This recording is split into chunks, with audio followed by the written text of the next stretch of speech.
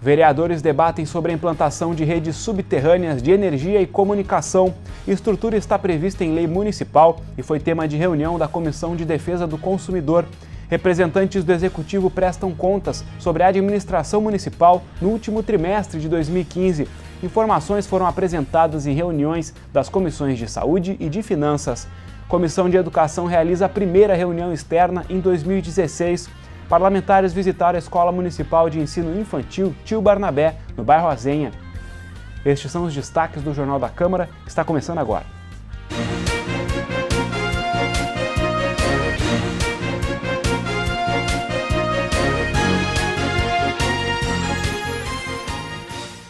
Olá, o Jornal da Câmara de hoje começa falando sobre redes subterrâneas para a distribuição de energia elétrica, linhas telefônicas e de internet em Porto Alegre.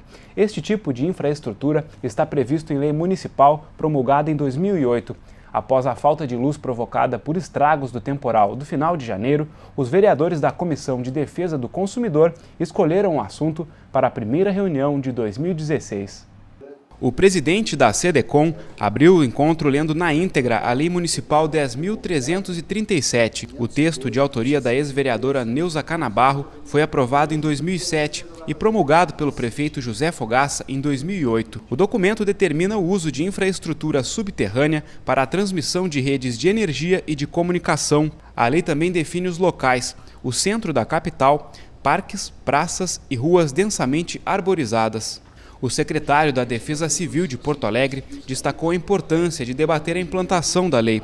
Segundo Neucir Tessaro, a pasta recebeu mais de 350 chamados sobre fios caídos ou obstruídos por árvores após o temporal do fim de janeiro. Luiz Fernando Colombo, da Secretaria Municipal de Obras e Viação, garantiu que os fios de iluminação pública do centro histórico e das praças e parques da cidade passam por baixo da terra. Segundo o engenheiro da Companhia Estadual de Energia Elétrica, a rede de distribuição de luz na região central da cidade também é quase totalmente subterrânea. A rede subterrânea que nós temos na área central de Porto Alegre, ela já é um projeto muito antigo, ela já é um projeto bem consolidado. Na maioria das suas câmaras eles já estão submersos, são equipamentos com total proteção. Dificilmente alguma energia ela pode faltar, até pela sua topologia. Segundo a prefeitura, os prédios novos todos já contêm esse dispositivo, né? Mas esbarra nos prédios antigos pela dificuldade técnica e pelo alto custo. Mas é importante que o município faça com que os particulares e principalmente as operadoras de telefonia, de rede elétrica, de Wi-Fi e de fibra ótica se adaptem de alguma forma a esse processo. Os vereadores e representantes do Executivo também criticaram a falta de identificação dos fios que transportam ou não energia elétrica. Para o diretor executivo do Procon de Porto Alegre, a criação de redes subterrâneas é uma solução importante para evitar problemas nos serviços contratados pelos consumidores. Um cabeamento bem feito, seja ele aéreo ou subterrâneo, faz com que o consumidor receba o sinal daquele serviço contratado com muito mais qualidade.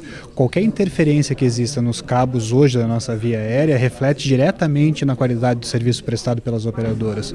Consequentemente, o consumidor acaba contratando um pacote de serviços, principalmente de internet, de uma qualidade teoricamente superior e não recebe esse produto, mas paga por isso.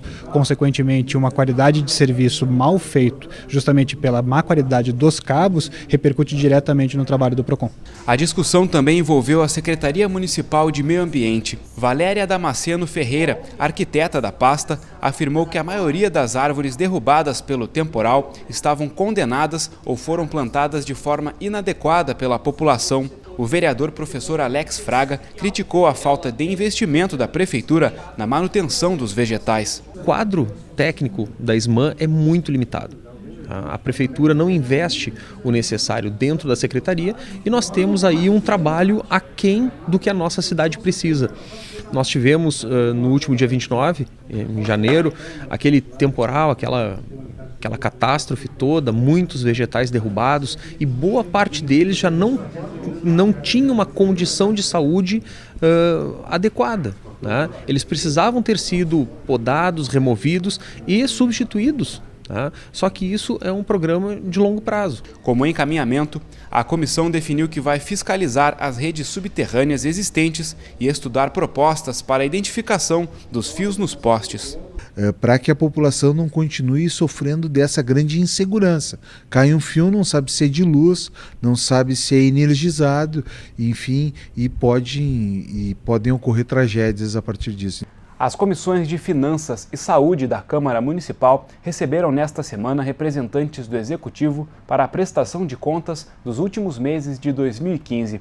Os encontros estão previstos na Lei de Responsabilidade Fiscal. A secretária adjunta da Saúde apresentou o cumprimento de metas nas diversas áreas da rede de atendimento da capital. Um dos destaques foi para a informatização dos serviços. Nessa área, houve crescimento de 375%.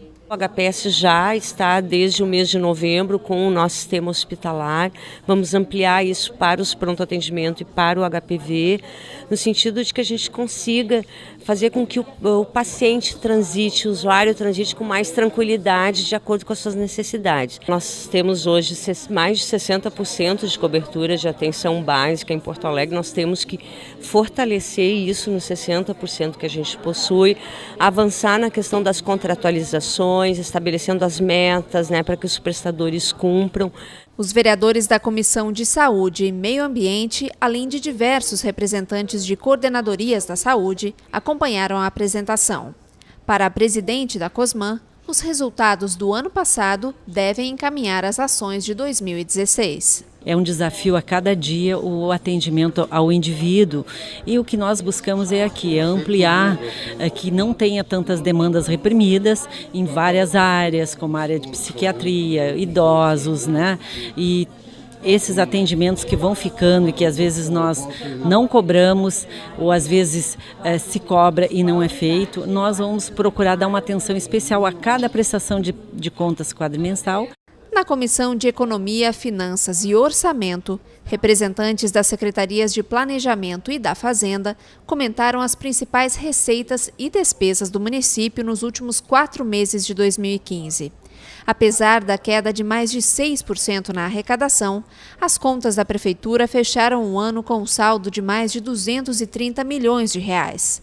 Mas, segundo o secretário adjunto da Fazenda, a tendência para 2016 não é positiva.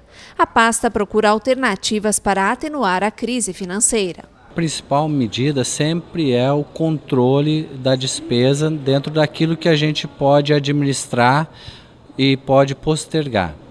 Existem outras medidas, e aí eu vou pedir desculpas a vocês para não antecipar, que o prefeito, dentro de um grupo de colegas secretários, está trabalhando para que a gente possa apresentar em seguida de uma forma global e aí sim detalhar os planos que a gente pretende fazer. São medidas que a própria prefeitura pode adotar, independente das questões que venham de medidas do governo federal, governo estadual. De acordo com o vice-presidente da CEFOR, vereador João Carlos Nedel, a cidade precisa pensar em uma reforma administrativa para o futuro. Eu acredito que nós precisamos diminuir o tamanho e o peso do governo, porque com essa crise que ela deverá se agravar, as demandas da sociedade recairão sobre o município, é onde moram as pessoas. Então nós precisamos ter muito cuidado com os recursos públicos. A Comissão de Economia ainda recebeu integrantes do Observatório Social de Porto Alegre. A organização não governamental reúne voluntários para fiscalizar a gestão dos recursos financeiros do município. O observatório existe desde dezembro de 2014 e é mantido por entidades como o Sindicato dos Lojistas, a Câmara de Dirigentes Lojistas e a Grande Loja Maçônica do Rio Grande do Sul. No primeiro quadrimestre nós contribuímos com uma economia para a Prefeitura de Porto Alegre, suas secretarias e entidades públicas, com 13 milhões de reais. E no segundo quadrimestre, que é agora esse de setembro a dezembro, nós contribuímos com um valor menor, de 2 milhões, quase 3 milhões de reais, mas, por outro lado, o fato de existir o olhar, o acompanhamento, também já dá uma atenção mais criteriosa para as partes, tanto licitadoras quanto as partes fornecedoras. Nesta terça-feira, os vereadores da Comissão de Educação, Cultura, Esporte e Juventude fizeram a primeira reunião externa de 2016. Os parlamentares visitaram uma escola municipal de ensino infantil no bairro Azenha. A Escola Municipal de Educação Infantil Tio Barnabé atende prioritariamente filhos de servidores de secretarias do município. A instituição funciona com capacidade máxima. 127 alunos têm aulas em turno integral durante 11 meses do ano. Conforme o presidente da comissão, o vereador Tarciso Flecha Negra, a visita foi a primeira de uma série de acompanhamentos que a SESI pretende fazer neste ano. A melhor coisa é vir nas escolas e ver as demandas e ver o que a escola precisa. Que aí sim a gente com a diretora, com as professoras, a gente anda e vai ver o que realmente a escola está precisando para dar uma melhor condições para essas crianças. E esse é o nosso dever de vereador, o nosso dever de fiscal da cidade, em buscar essas demandas e tentar transformar elas em coisas boas. Segundo a diretora, a principal urgência estrutural da escola é a ampliação da rede de energia elétrica para a instalação de outros 2 climatizadores em salas de aula. Os vereadores da SESI vão encaminhar documento formal à Companhia Estadual de Energia Elétrica para acompanhar a questão. A comissão, ela está se colocando como parceira. Quanto mais parceiros a escola tiver, melhor, né, para que essas questões sejam agilizadas, né, que a gente sabe que essas coisas às vezes param um pouco na burocracia, né, e tem a intencionalidade, já tem a intenção, tem o projeto, né, então a comissão está se colocando ao nosso lado para, junto com a secretária, né, poder então agilizar mais esses processos que estão meio parados aí. Na sessão plenária da última segunda-feira, apenas um projeto de lei foi apreciado pelos parlamentares.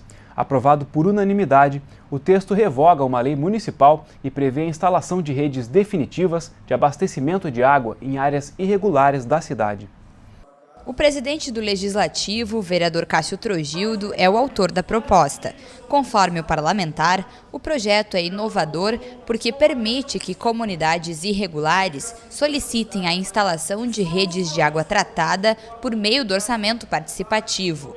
Uma lei de 2007 já previa a possibilidade de abastecimento regular pelo Departamento Municipal de Água e Esgotos, desde que a comunidade pagasse pela instalação do serviço. Essa lei lá de 2007 não colocava a possibilidade de haver a demanda através do orçamento participativo. É isso que nós estamos incrementando, então, nessa nova lei aprovada agora, que nós temos a convicção de que o prefeito irá sancionar, porque foi fruto de uma longa tratativa com o Departamento Municipal de Água e Esgoto, prevendo, então, que as comunidades que se organizarem, forem para o orçamento participativo, poderão demandar essas redes definitivas de água, desde que cumpram alguns requisitos que eu retirei lá da Lei Federal de Regularização. O texto do vereador foi aprovado por unanimidade. 25 vereadores se manifestaram favoráveis à proposta. De acordo com o projeto, qualquer comunidade que demonstre posse da área ocupada por no mínimo 5 anos e tenha pelo menos outros 2 equipamentos de infraestrutura urbana instalados, pode solicitar o abastecimento de água tratada pelo orçamento participativo. Se o prefeito sancionar a proposta, a lei entrará em vigor 60 dias depois. Ainda na sessão plenária de segunda-feira, o vereador Mauro Pinheiro anunciou a troca de partido. O parlamentar presidiu o Legislativo Municipal em 2015. Eleito pelo PT, o parlamentar mudou de filiação para a Rede Sustentabilidade e passa a integrar a chapa junto com o vereador Mário Manfro. Mauro Pinheiro também vai ser o líder da bancada do partido na Câmara Municipal. O Jornal da Câmara de hoje fica por aqui. Obrigado pela sua companhia. A gente se encontra na próxima edição. Até lá!